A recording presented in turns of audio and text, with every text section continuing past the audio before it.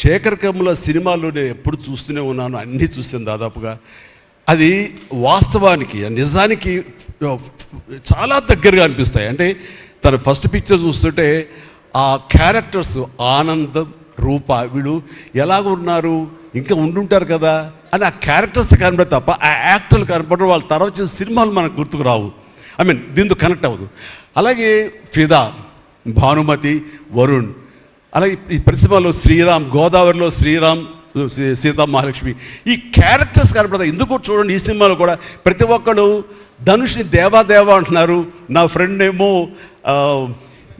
దీపక్ అంటున్నారు తప్ప పేర్లు పెట్టి ఎవరు పిలవట్లేదు, గుర్తుంచుకోవట్లేదు. గబుక్కుని దేవాను వస్తుంది. నాకు అలాగే అనిపిస్తుంది ఇప్పుడు. అంటే క్యారెక్టర్ని అంతగా ప్రొజెక్ట్ చేస్తారు. ఇంతకంటే బెస్ట్ ఎగ్జాంపుల్ లేదు. ఎప్పుడో చూసి సినిమాలకి ఆ క్యారెక్టర్స్ పేరు, నా సినిమాలో నా క్యారెక్టర్స్ నాకు పేరు గుర్తుండవు నాకు. అలాంటిది తన సినిమాలో క్యారెక్టర్స్ ఇప్పటికీ గుర్తున్నాయి నాకు. రూప అనే పేరు ఎందుకు గుర్తుంది? అందులో తండ్రి పాత్ర మెంటల్గా రిటార్టెడ్ రూపాన్ని పిలుస్తాడు. ఆనంద్ అఫ్కోర్స్ హీరో పేరు, అది గుర్తుండిపోయింది. అట్లాగే వరుణ్ సినిమాలో ఫిదాలో భానుమతి సెపరేట్ కేజ్ అంటుంది కదా, ఒక డైలాగ్, సెపరేట్ పీస్ ఏదో అంటుంది. అలాగే హైబ్రిడ్ పెళ్ళి అంటుంది.